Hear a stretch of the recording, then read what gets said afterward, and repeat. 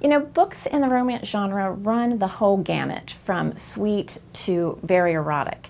Mine, are probably past the halfway point. They're pretty sexy, but at the same time, they really do have a lot of quaint, heartwarming stories to them, and a lot of qualities that people who appreciate that sort of thing seem to enjoy.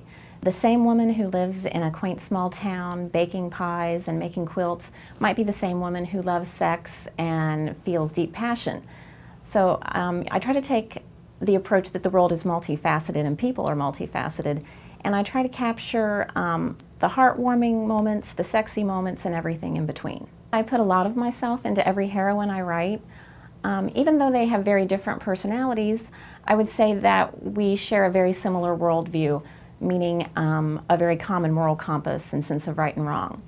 Some of them are probably more daring than I am, that some of them are at points in their lives where something is pushing them to be daring, and I think that's probably what makes them interesting to read about and probably a little bit fun to live vicariously through them. I grew up in a small town. My parents still live there, and I'm not sure that everybody in that small town thinks so highly of what I'm doing, but such is life. You got to be true to yourself. I think that in this kind of fast-paced, post-9/11 internet world, that a lot of people are starting to yearn for a simpler way of life, simpler times, and that's really true for me.